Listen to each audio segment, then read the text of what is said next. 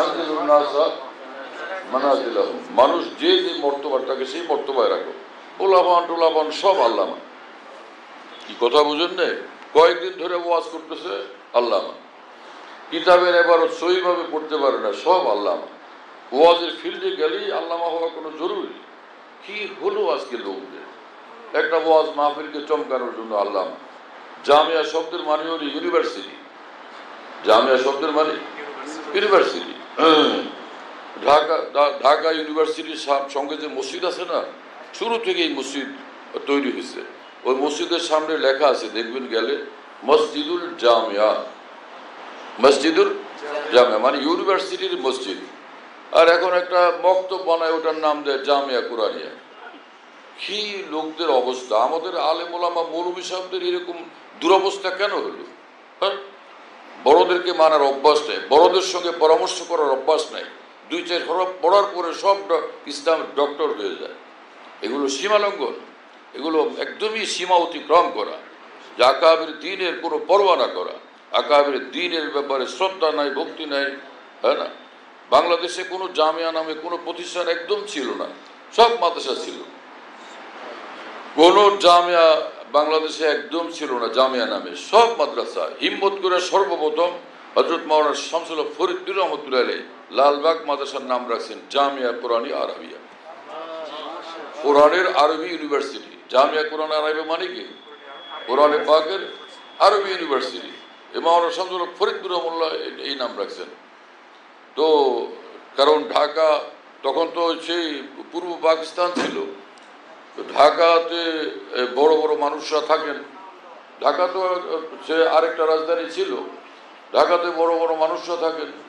তো জেনারেল শিক্ষিত লোকদের এখানে বিশাল বিচরণ, জেনারেল শিক্ষিত লোকদের। তাদের মধ্যে একটা দ্বীনি প্রতিষ্ঠানের মর্যাদাকে সমুন্নতভাবে পরিচিত করার জন্য হযরত মাওলানা শামসুল হক ফরিদপুর রহমতুল্লাহ এই পদক্ষেপ নিয়েছেন। নিজের নাম দাগানোর জন্য না, একটা দ্বীনি প্রতিষ্ঠানের ওজন, সম্মান, মর্যাদাকে সমুন্নত করে দেখানোর জন্য এই পদক্ষেপ নিয়েছেন। আল্লামা শামসুল হক ফরিদপুর রহমতুল্লাহর নিকট সাক্ষাৎ করতে, সোহবত হাসিল করার জন্য আসতেন ডক্টর শহীদুল্লাহ সাহেবের মতো মানুষ, যিনি 18টা ভাষার ভাষাবিজ্ঞানী ছিলেন, 18টা ভাষার ভাষাবিদ ছিলেন, 18 ভাষায় তিনি আসতেন। এইরকম বড় বড় মানুষরা আসতেন। কথা বুঝতেছেন তো? সেই সময় উনি নাম দিচ্ছেন। এইখানে শুরু হলো বাংলাদেশের জামিয়া। এর আগে তো কোনো জামিয়া নাম ছিল না। এবং এই সব জায়গায় মুহতামিম বলা হয়, ছোট মাদ্রাসা হোক বড় মাদ্রাসা হোক সব মুহতামিম। সদস্য হুজুর লালবাগ মাদ্রাসার মুহতামিমের কামরার সামনে লাগাই দিচ্ছেন প্রিন্সিপাল। এরপরে আলেমদের মধ্যে সাহস হয়েছে প্রিন্সিপাল নাম লেখার। তাও সুদীর্ঘ কাল পর্যন্ত এটা নিয়ে অনেকে সমালোচনা করছে, যে আমরা সবাই মুহতামিম আর মাওলানা শামসুল হক সাহেব প্রিন্সিপাল কেমনে বানাই দিলেন, এটা কিরম কথা হলো? কিন্তু আল্লামা শামসুল হক ফরিদপুরে যেরকম বড় আলেম ছিলেন, বহুত উচ্চ মাপের বুজুর্গ ছিলেন, সকলের কাছে শ্রদ্ধেয় ছিলেন, এজন্য প্রচণ্ড সমালোচনা করার সুযোগ হয়নি, ভীষণভাবে সমালোচনা করার সুযোগ হয়নি। এমনি 2 জনে বসে 3-4 জনে বসে কামরার মধ্যে দরজা লাগাই দিয়া আমরা সবাই মুহতামিম, উনি আবার প্রিন্সিপাল লিখলেন, যেটা কীরকম ব্যাপার, বড় মানুষ, বুঝলাম তো না। ওই বুঝলাম তো না করতে করতে পরে সবাই প্রিন্সিপাল হয়ে গেছে। এখন তো প্রিন্সিপালের জমানা অতিক্রম করে মহাপরিচালক হয়ে গেছে, তাই না? যদি এমনটা লিখতেই হয়, এখানেও পার্থক্য করা চাই। যদি মাদ্রাসা এত বড় না হয়, পরিচালক লেখা চাই মুহতামিমকে বাংলায়। আর বিশাল বড় প্রতিষ্ঠান হয়, মহাপরিচালক লেখাটা অসুন্দর না, বেমানান থাকে না।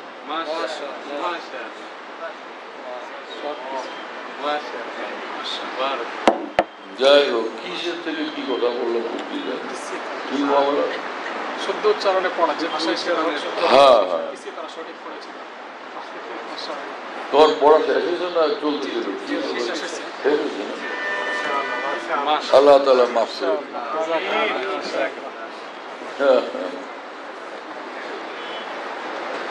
আল্লাহ তাআলা মাফ করে দেন। আমরা আগে জানতাম ভারত উপমহাদেশে আল্লামা মাত্র কয়েকজন ছিলেন।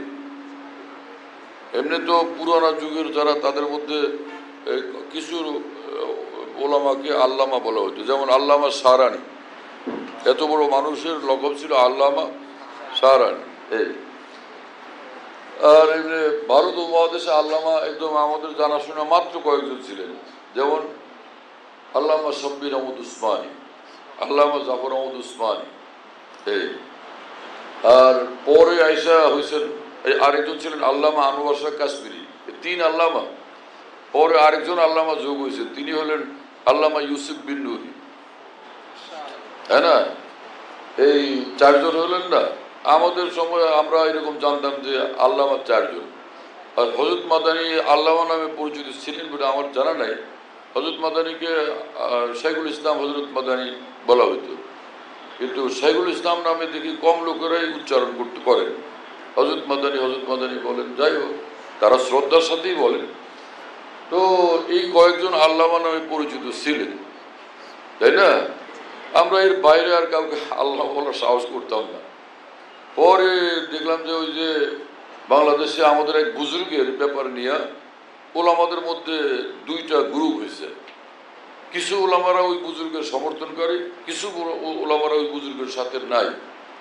পরে যারা নাই, তো তারা খানিকটা আনইজি ফিল করতেছিলেন যে আমরা আবার একটু তলে পড়ে যাই কিনা। পরে ওনারা একটা সম্মেলন ডাকছেন, না সম্মেলন না, একটা বিবৃতি দিচ্ছেন পত্রিকায়। বিবৃতি দিলে ওই যে প্রতিপক্ষের চেয়ে ভারী হওয়া লাগে। তো এই তরুণ যুবক পোলাপান কতগুলি, সবগুলির নাম বড় আলেমদের নিজ সাথে সব আল্লামা, আল্লামা অমুক, আল্লামা অমুক, আল্লামা অমুক, আল্লামা অমুক, যত হুজুর ওনাদের সঙ্গে ছিল সব আল্লামা পত্রিকায়। আমি পরে ভাবলাম যে এটা কি করলো ওনারা, আমাদেরই লোক, আহলে হকের লোক, এই পোলাপান্ডে আল্লামা বানাই দিচ্ছে, পরে কি হবে? এই সারা দেশে বক্তা ওয়াইজ সকলের নামে আল্লামা চালু হয়ে গেছে ওই তখন থেকে। যারা এই কাজটার প্রথম পদক্ষেপ নিচ্ছেন, এটা সঠিক করছেন তারা। এত বড় ওলামাদেরকে আল্লামা বলা হইত, আর সেখানে এই যেই ওয়াজ করতে ফিল্ডে নামে সেই আল্লামা। হ্যাঁ, আমাদের ঢালকানগরের মাওলানা জাফর সাহেব, মুফতি জাফর সাহেব একবার বলছিলেন যে মাওলানা, আমার এখানে তো এই যে যারা নুরানি কায়দা পড়ে তাও মুফতি সাহেব।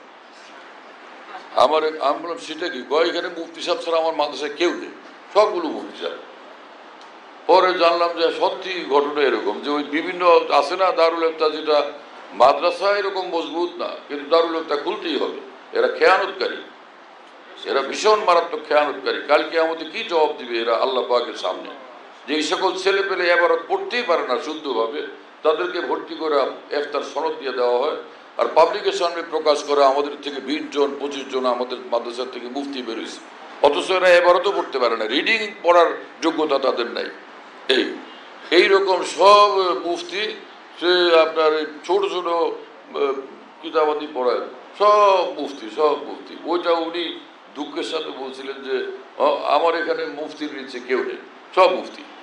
এ কোনো তরিকা হলো? হ্যাঁ, হজুর সাইফি গায়রে মহল্লি হলো না? যে ছোট পোলাভান, বয়স হয়েছে মাত্র 2.5 বছর, ওরে বিয়ে দিয়ে দিছে 25 বছর 18 বছরের এক মেয়ের সঙ্গে। এই ছোট পোলা 2.5 বছরের পোলার তুমি বিয়ে দিলা, 2.5 বছরের বাচ্চা ছেলের বিয়ে দিলা 18 বছরের মেয়ের সঙ্গে, ও কি দায়িত্ব পালন করবে? এই যে হয়তো বউর কোলে ওইটা ঘোরাঘুরি করবে।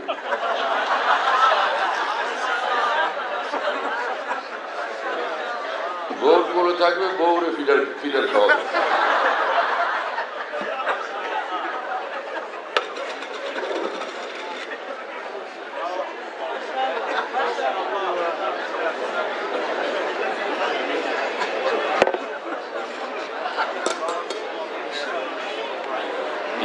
ইমানদার হলে অনেক তার উপরে ভারী দায়িত্ব আছে।